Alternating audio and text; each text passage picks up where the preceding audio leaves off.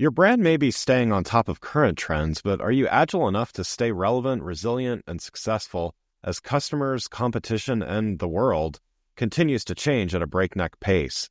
I'm thrilled to share the newly revised version of my first book, The Agile Brand.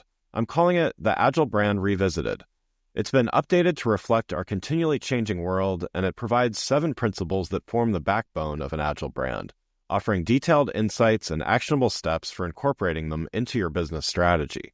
This is the book that started it all, and I'm excited to share it with you. It's now available in print and digital formats and available everywhere. Learn more by going to the Agile Brand Guide website at www.agilebrandguide.com.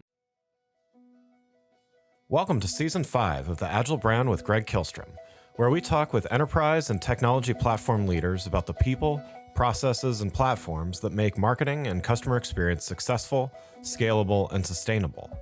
This is what creates an agile brand. I'm your host, Greg Kihlstrom, advisor and consultant for Fortune 1000 marketing and CX leaders and teams as principal and chief strategist at GK5A, and best-selling author, keynote speaker, entrepreneur, and agile certified coach. The Agile Brand podcast is brought to you by TEKsystems, an industry leader in full-stack technology services, talent services, and real-world application. For more information, go to teksystems.com. To sign up for the Agile Brand newsletter and get the latest insights and articles on marketing technology and CX, or to purchase a copy of my latest book, House of the Customer, go to gregkihlstrom.com. You can also find all my books on Amazon and other retailers. And now on to the show. Today's episode is brought to you by AgencyQ, an award-winning team that believes in the power of experience, creating technology and customer experiences that work in harmony to break down barriers to personal interactions and serve people as individuals. Today, we're going to talk about creating great customer experience in highly regulated industries. To help me discuss this topic, I'd like to welcome Meghan Fishburn, SVP Client Strategy at AgencyQ. Meghan, welcome to the show. Happy to be here. Thank you for having me. Yeah, looking forward to talking about this topic with you. Certainly something that I've got my fair share of experience with as well, so we can talk through this stuff here. But why don't we start by you giving a little background on yourself as well as what AgencyQ does? Sure. So AgencyQ is a marketing technology professional services firm, and we specialize in combining human-centered design and technology like Sitecore, et cetera, to deliver better customer experiences. So while we work with clients across different industries, we really have a specialty in working with customers in these highly regulated industries. So I lead our strategy and account management team. So my role is working with our clients to understand their goals and help shape their CX strategy through the use of technology. And then prior to AgencyQ, I worked for a branding firm serving the financial services clients. So I've been in this regulated space for about 12 years now. Great. So let's get started with our discussion here and maybe start with some definitions, since we're here to talk about creating great customer experiences in regulated industries. First, how would you define customer experience? Yeah, absolutely. And that's a great question because it's one of those terms that can mean a lot of different things to a lot of different people. So when we talk about CX, we're talking about the totality of experiences that a customer has with your organization or your agency across different channels, touch points, mediums. So by comparison, in the digital space, it often gets used interchangeably with user experience or UX, and that's really more narrow. It's about what the user is doing at a single point of interaction. So we're really looking at, the full user journey. Great. And then, when we talk about regulated industries, what does that include? So regulated industries are those that have strict policies that are governed by, for example, HIPAA in the healthcare space or any number of laws governing federal agencies. These are agencies that often have tight data governance rules, information security policies, et cetera. So we really specialize in healthcare, federal government agencies, mostly on the civilian side, and then, like large manufacturing corporations. Great. So now let's talk a little bit, now that we have definitions out of the way, let's talk about what brands in these industries can do to improve their customer experience. So first, What are some of the key challenges that brands in these regulated industries have when trying to optimize their customer experience? So to make it more specific, why don't we start with healthcare? Yeah. So first of all, overarching with a lot of these regulated industries, one of the challenges is that they have a lot of different technical systems in play that an organization can have. Large organizations can have, upwards of a dozen. And whether that's their content management system, marketing automation, CRM, et cetera, it becomes very hard to create consistent, well orchestrated experiences across each of these platforms. Also, in these industries, the systems can be very specific. So it's common for these organizations to let the technical requirements really drive the customer experience. And of course, that's really backwards. So Yeah. specific to healthcare, I'll speak primarily for provider organizations in this. Of course, there's payers and pharma, and they are kind of their own beasts in many ways. But they can have, 10 plus systems, including like an electronic health record system or an EHR. And due to HIPAA regulations, you have to be very careful about the data that you collect. Things like name, email, geographic location that another commercial organization may personalize on, those can be considered, personally identifiable information or PII or, even PHI. Additionally, within healthcare, we've worked with a number of children's hospitals, et cetera. There's a high degree of emotion in this audience. So, think of parents or caretakers coming to interact with your information. They're already high anxiety, nervous about a sick child, et cetera. So if it's not simple and straightforward and you don't create that empathy for your audiences, you're really going to have a hard time breaking through. And, within healthcare, call them patients, call them consumers, they do have a choice. Yeah. Yeah, absolutely. So in addition to those B2C organizations that you work with, you also work with some B2B organizations. What are some of the unique challenges here? Sure. So, in addition to the disparate, sometimes dated technology that can Certainly. often be in use here, one of the big challenges with B2B audiences is that they easily lose sight of the fact that while their customers are other companies or corporations, at the end of the day, their buyers are still people. They bring the same expectations as a B2C consumer. So, people buy emotionally, they justify rationally. We all know that. So, the same care needs to go into the CX. And B2B companies, particularly those that are large holding companies with different subsidiaries, they commonly fall into the trap of letting their internal organization or structure become their external experience, which is never good for the customer. It creates a lot of headaches and confusion. Yeah. Yeah, definitely. AgencyQ works in the government or the public sector space as well. You mentioned some, earlier on some of the data challenges and things, but how is this unique in terms of some of those other challenges as well? Well, bureaucracy is real. Right, But, right. you know, joking aside, there's a lot that's unique to this space. So public sector is really interesting in that they're both innovators and laggards at the same time.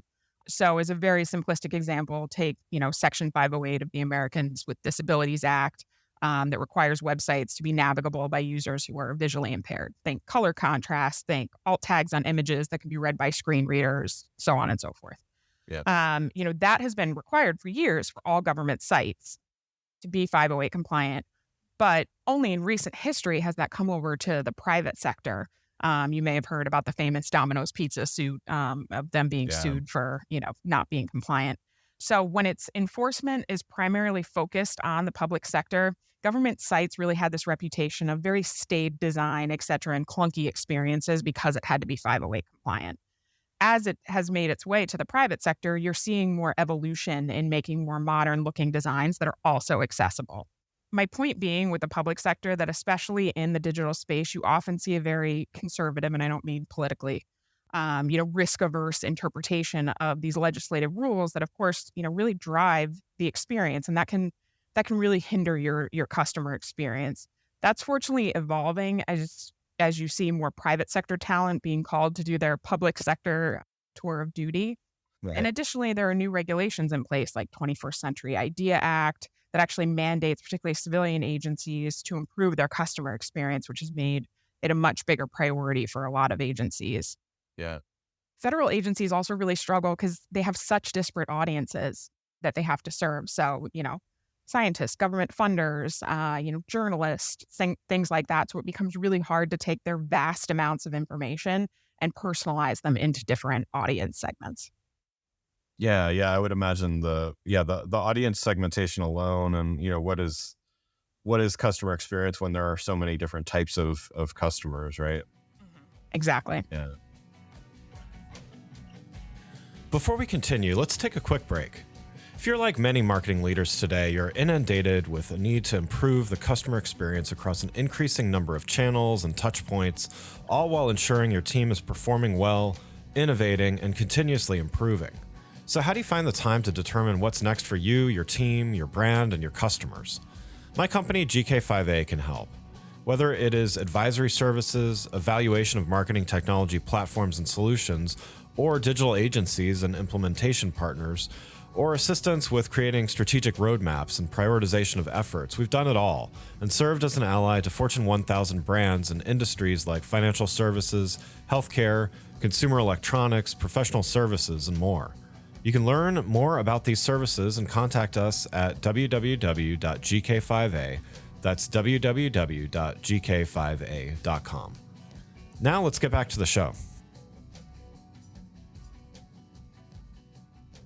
You started talking about the challenges. Let's talk about some of the solutions in those industries that we mentioned already, and really make it broad to any highly regulated industry. What are some of the ways that the leaders in some of these categories, some of these regulated industries, are thinking and ultimately doing about improving their CX? Yeah, absolutely. So one of the best frameworks that I've used when talking about CX, there are kind of 3 points and somewhat of a reinforcing cycle. So the first is create a simple, easy journey for the user. In these regulated industries, there can be a really complex back-end process, and there can be a lot of different systems that a user has to interact with. But the front-end user experience needs to be very simple. And this is where tools like journey mapping and empathy mapping and tying them together are really important to highlight those critical inflection points and areas that are a risk for causing users confusion. The second is show them that you know them. So companies talk about conducting surveys and doing deep user research, which is super important, but what are you actually doing with that data? Those findings not only need to be represented with how you interact with your customers, but oftentimes explicitly stating to show we heard you and this is what we're doing about it. And then lastly, do it for them. And this is where strategies like personalization can really come into play in highly regulated industries. Speaking of the federal government, one of our clients is the largest publisher of basic scientific research in the world, and that information has to be available and make sense to everyone from, a third grade science teacher to a world-class particle physicist. So we use the Sitecore platform, which is known for its personalization capabilities, to help users find what they're looking for faster and more accurately. So if you've looked at, ABC pieces of content, we infer that you're most likely a government funder, so we'll show you, this piece of content first. Yeah. So that gives organizations a good way to think about their CX, but equally important to remember is user research, technology, your data, to highlight a few key inflection points and work from there. Trying to do everything all at once, it's not sustainable or productive. And that's true for highly regulated industries or commercial as well. Yeah, definitely. And so, you mentioned the strategic use of the right platform to offer personalized experience. What about building skill sets? So, how should these organizations look at building skill sets, whether it's in-house versus partnering with external agencies and consultancies? Certainly, there's benefits both ways, right? How should they look at this? Sure. So obviously I'm a little biased in this viewpoint, working with AgencyQ, and we've worked in a hybrid of different models from, white glove to, take care of this, to staff augmentation, to a combination. But what I've seen to be most successful is really a partnership where you're hiring external agencies and partners to get you started and for the big stuff. So, strategy, technical implementation, et cetera, and then working to ensure that you have a team internally who can help sustain those recommendations. Then you work together on an ongoing basis to adjust and optimize as you need to or develop the next thing. And a couple reasons for this is one, bandwidth. Oftentimes, the teams that we work with have other responsibilities. So something like CX strategy, that's a big thing to tackle, it easily falls by the wayside. And then two, from an external perspective, we regularly see when we do stakeholder interviews that staff or even consumers can be more candid and they're more comfortable giving their honest feedback than they are with, internal staff members or colleagues. Yeah. And then, lastly, I would be remiss not to obviously bring security into this, particularly when you're talking about the highly regulated industries. Give your privacy and InfoSec teams a seat at the table early and often during the CX strategy and execution phase. Gaining their input early really allows you to construct the CX strategy and implement it in partnership rather than being denied later, which, can be very expensive to fix. Yeah.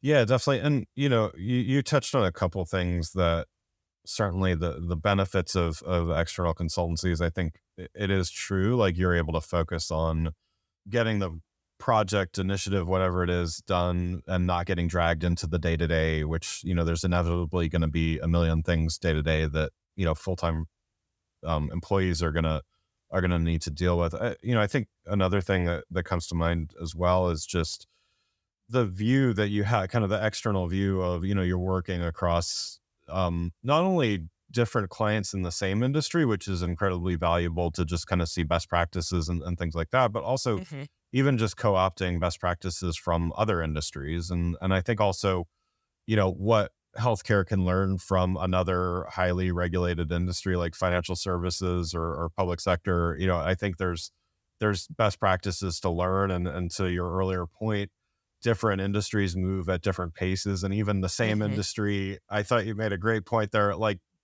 government moves at two different paces depending on what you're talking about. And so Right. it's nothing is cut and dry, in that way. So I think that is also a benefit of just an external perspective. Yeah, and it's an interesting balance between, customers want you to know their business and know their industry. But, to your point, it really helps to bring that external perspective. If you're commonly working within the public sector but have private sector experience, we're increasingly hearing, what have you done in the private sector, because they are hungry for that innovation and fresh perspective. So it's an interesting dynamic to the industry that, I think it always has to be a partnership between internal resources and external, but external can really help you get going.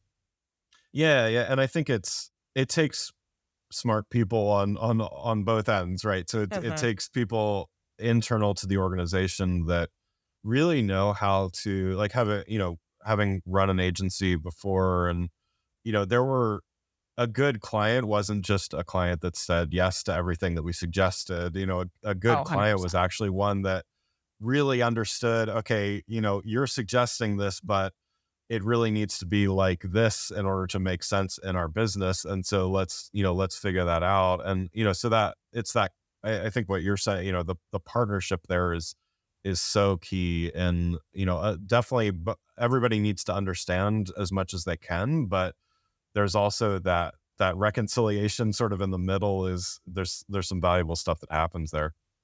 Absolutely. And, I think one of the most fulfilling areas of a partnership too is, I think one of the things we're seeing with a lot of our partners is that, they're so much more sophisticated these days too. They really know their business. They really know their metrics, and what they want to push forward. And so to be able to have really that team structure, that combined team structure, is what makes it the most fun too.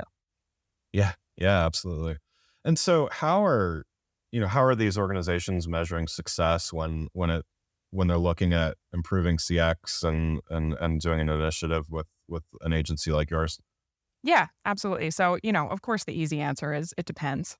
Sure. But, for the industries that we've been talking about, some of the most common ones are, let's say for healthcare, patient satisfaction, referrals from other providers, et cetera.